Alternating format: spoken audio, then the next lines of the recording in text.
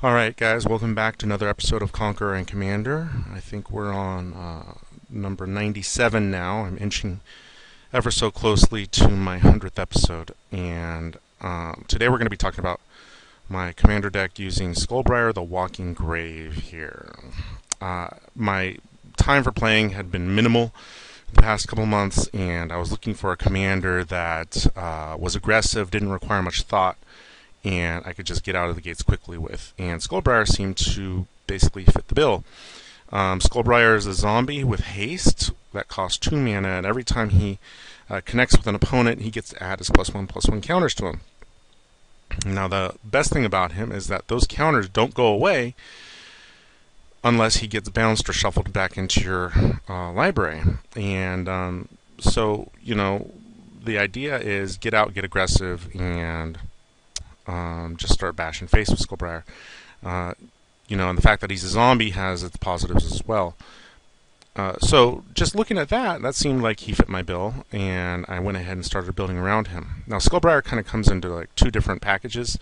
The first package is the slightly more competitive package that packs Moxen and Lotus Petal to try and get him out on the first turn. You could pack Chrome Mox or Mox Diamond or whatever. Or you could even, do Lotus Petal to get him on the first turn and attacking quickly. In addition, you could probably pack Necropotence and a bunch of tutors and stuff like that. But that's not something that I was really looking for. Basically, I just wanted to work on the counter theme and ways to get him through, and that's about it. And I even didn't really have that many tutors in the deck.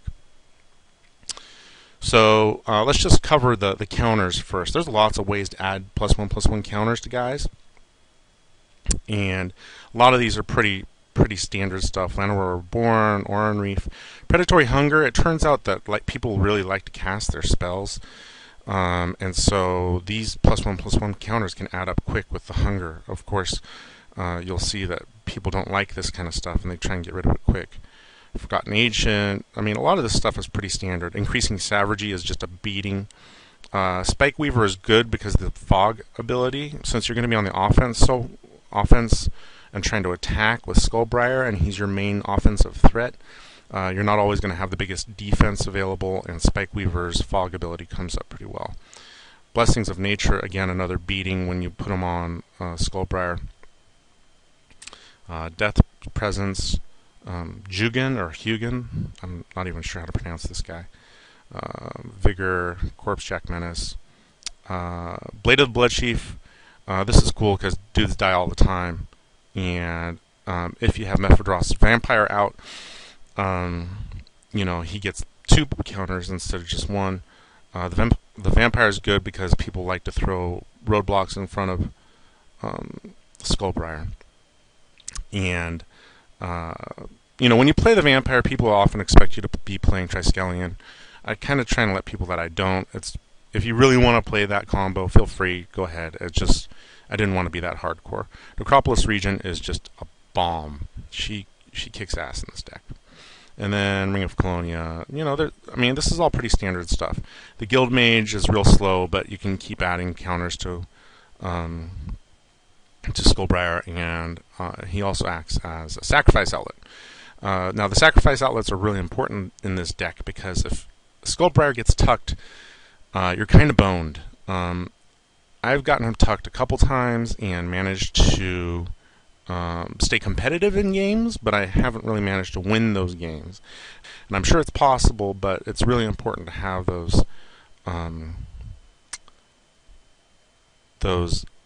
sacrifice abilities to avoid tuck effects.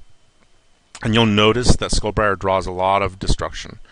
So here are cards that I use to prevent him from getting tucked. Perilous Forays, Momentous Fall, Greater Good. Some of these also have the added bonus of drawing cards. Momentous Fall and Greater Good both draw cards. We get a little bit of life here. Grim Backwards. I think this is the only deck I've ever used Grim Backwoods in because I think it's kind of a crappy card. But it fits in this deck, because I have stuff like Bloodghast and Skeletal Vampire. Perilous Forays, you'll notice that there isn't really any sort of ramp in this deck. It's really small, a really small amount of ramp. I've got basically Key Rune, Black Market, Golgari Signet, and Carpet of Flowers was sort of an experiment, and I'd been seeing a lot of blue recently. I've been running into Rafik a ton. Oh my god, every game I had Rafik. And even if Carpet of Flowers only got me 3 extra mana a turn, I mean, that's plenty. So I was kind of like running away from my typical tutors and ramp deck. I've only really got 2 tutors in here, Expedition Map and Increasing Ambition. And it's because I hadn't really played Ambition yet. I just wanted to see how it worked out. And it seemed to work all right. You could probably, if you really wanted to, and I guess I'd recommend it, I would take out Ambition and replace it with Demonic Tutor. That's just my thought. I don't know. Alright. The other thing you want to make sure is that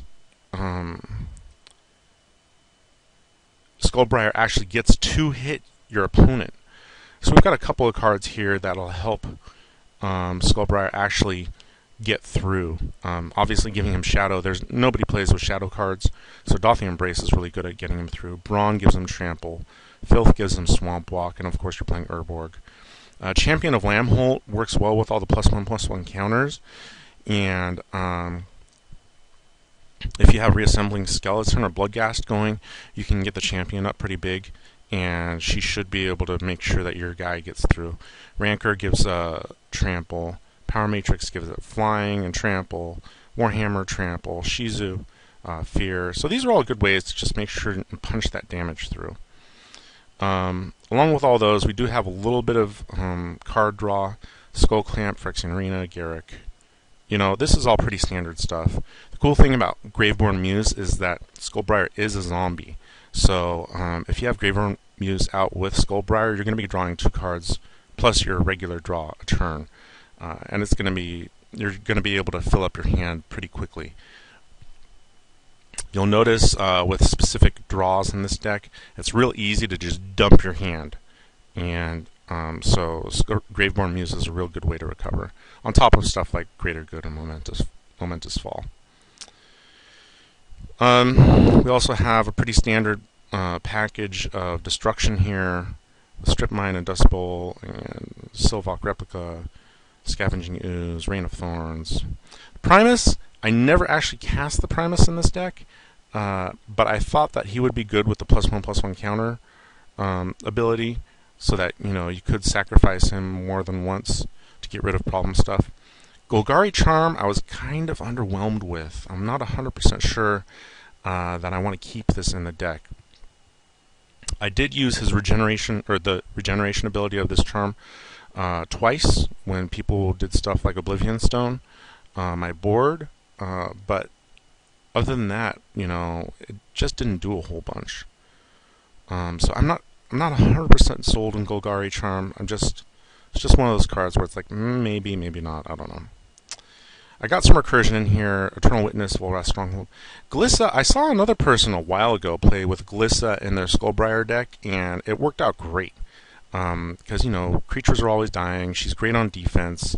And that's part of the reason why I included the replicas and a couple of other artifacts as well. And whenever she's out, she gets at least 1 artifact out of my graveyard, typically more than one. And it's always nice to get your equipment that gets blown up back to your hand. We've also got some random stuff here. The Asceticism is there to protect Skullbriar and make sure he lives. Skullbriar, or Sakura Tribe Elder, I guess should have been over here with my other ramp stuff. Look, there we go. Reassembling Skeleton, Bloodghast, Shriekmaw's Destruction. God, I did a horrible job here. Fire Shrieker is good because it adds counters during the attack phase, and Bone Horde is just a solid card. He's an extra creature, and he can make Skullbriar real big. Tainted Strike is a card that I messed around with, and this card saved my bacon a couple times, where I either had guys that were about to combo off, or where people just had insane amounts of life, and I only had like 1 shot to get through their defenses. And you know, it's funny because the 3 times that I played it, people were basically like, that card saved you, I was about to kill you. So it's up to you. If you don't want to use Tainted Strike, I understand completely. The lands are pretty standard, Mosswar Bridge and Cavern of Souls, so he doesn't get countered or anything like that. So, this is a deck that, like, wants to cast Skullbriar on turn 2, but if it's turn 3, it's not horrible. If you appear too aggressive with Skullbriar, you're going to get targeted a lot. And it's always good to be able to have a sacrifice outlet for him, but you're not always going to have that, which means that, like, if you wait till the 3rd turn to cast him for whatever reason, let's say that your opening hand has 2 swamps and Golgari Rot Farm. Well, it means, like, basically you're not casting Skullbriar until turn 3. That's fine. Don't worry about it. A lot of games take a little while to get going, and even if he comes out as a 1/1 on the turn 3, you're still going to be able to get counters on him pretty quick. Necropolis Vampire is, or Necropolis Regent is just a beating for those kind of cases.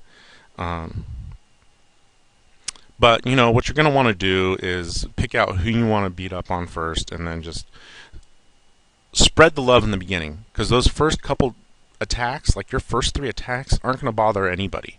You're hitting them for 1 commander damage, then 2 commander damage. Just spread it around. The problem that I had with this was that I would spread it around a little too much, and then towards the end of the game, I'd be trying to figure out, okay, who has what amount of commander damage? And then I'd be scrolling back up through the chat log and trying to see exactly who had how much, and who was closest to being killed, and who I could take off the board quickest.